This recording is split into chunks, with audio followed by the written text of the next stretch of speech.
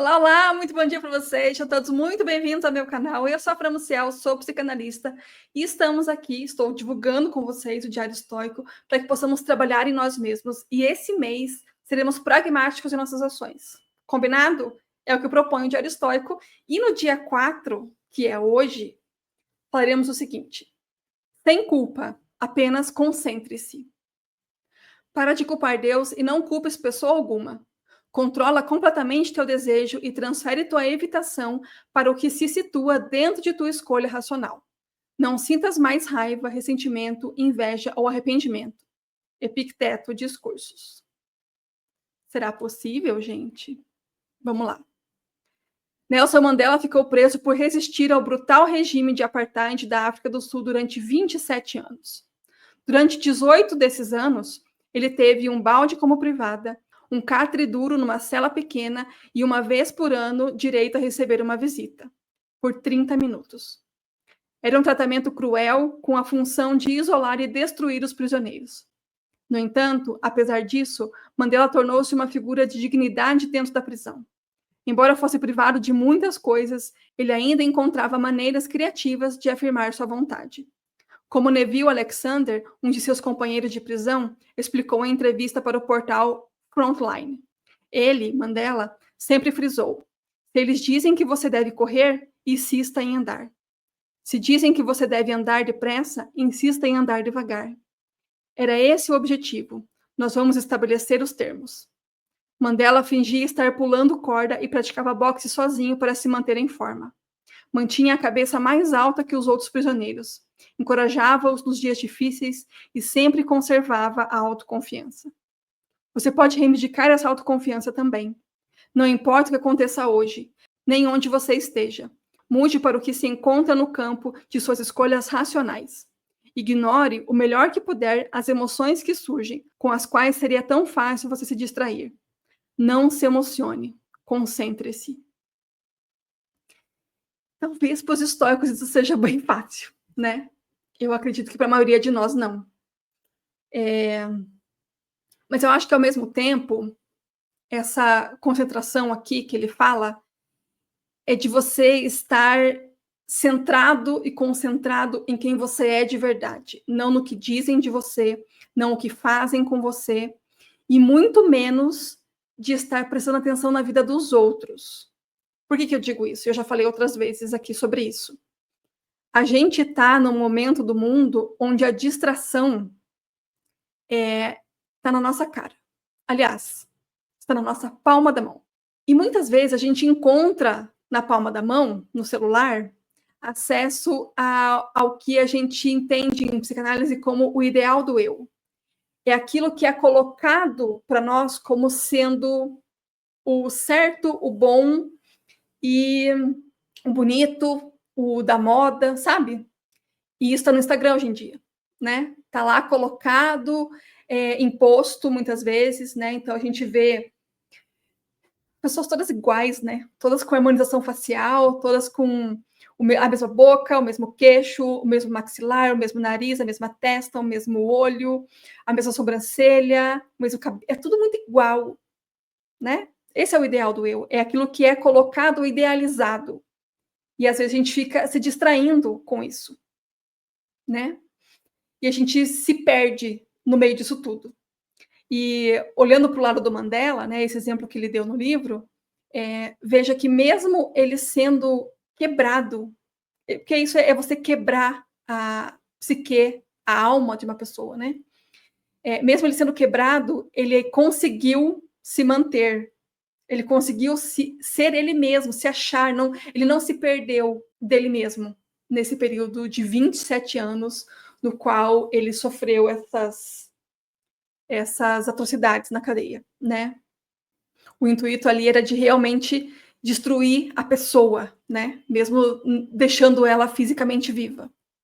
Muitas vezes a nossa vida está numa coisa parecida, sabe? Onde a gente está sendo quebrado, onde a gente está sendo destruído, nos deixando vivos. E aí eu fico pensando, será que a gente teria essa resiliência, né? Será que a gente trabalha nisso de uma forma a aguentarmos essas coisas? Se é que temos que aguentar essas coisas, né?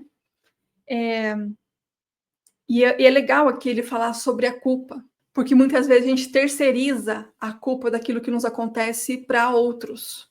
Então, foi o fulano, foi Deus, foi o ciclano, é a vida, sabe? É tudo terceirizado. Essa culpa é terceirizada. Quando, na verdade, o que vai fazer a gente ser resiliente e nos mantermos nós mesmos é ter autorresponsabilidade. Mesmo quando, de fato, a gente não tem culpa naquilo que nos acontece.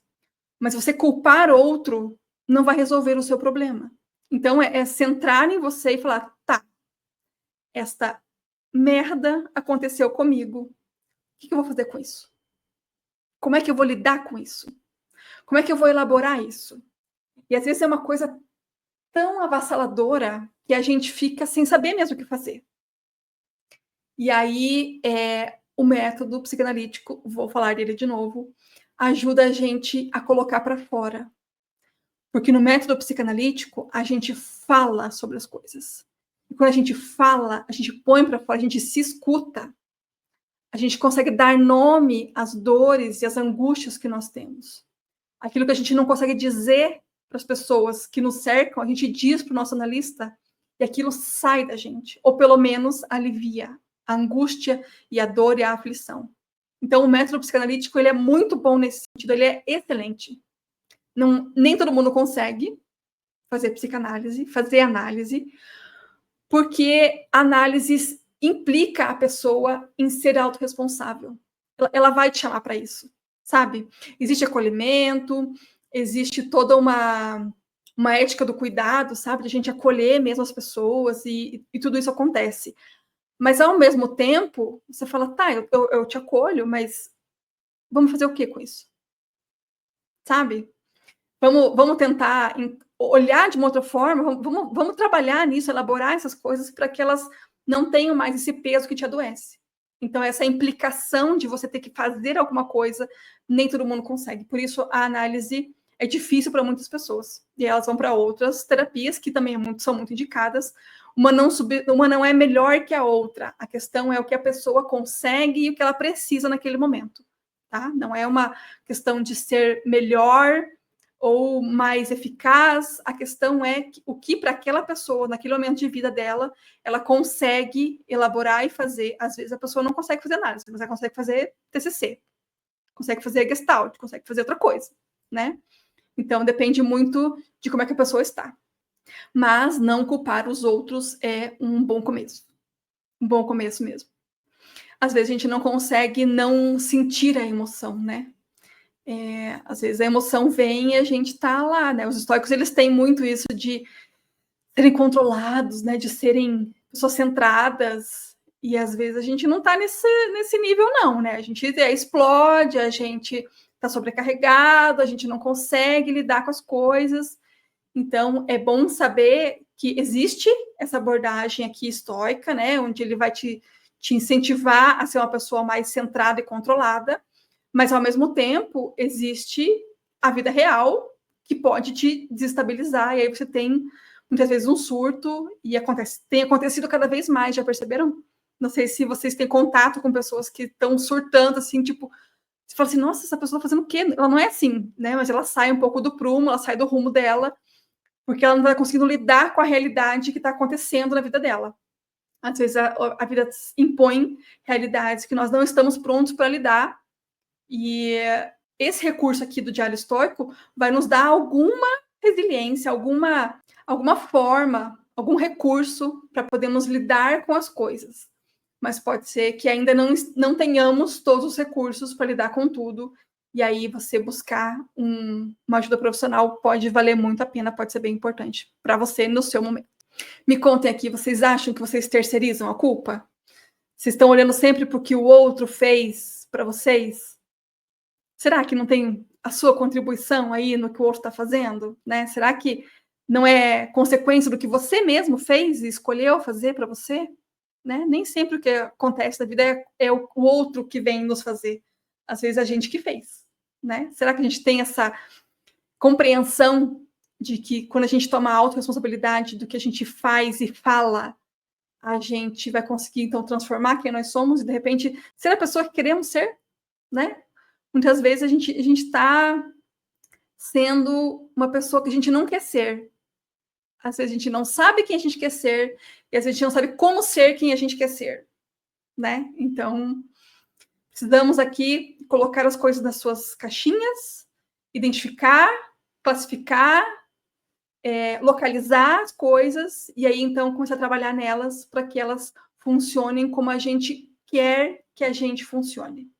A gente pode se transformar, sim, numa coisa diferente do que a gente é, mas a gente precisa saber no quê. Daí a gente consegue fazer alguma coisa. Então, assumam as rédeas da vida de vocês e vamos em frente, porque ser pragmático nessa hora pode ser bem bom. Para a gente conseguir trabalhar com tudo isso, elaborar essas questões e ter uma vida um pouco mais agradável para nós mesmos. Não isenta de problemas, os problemas são inerentes à vida humana, né? Problemas graves e leves, não tão graves assim, mas sempre existirão problemas. A questão é sabermos como lidar com eles, como coexistir nesse caos que o mundo é. Muito obrigada por estarem aqui, pessoal. Nos vemos de novo amanhã. Um ótimo dia para vocês e até lá. Tchau!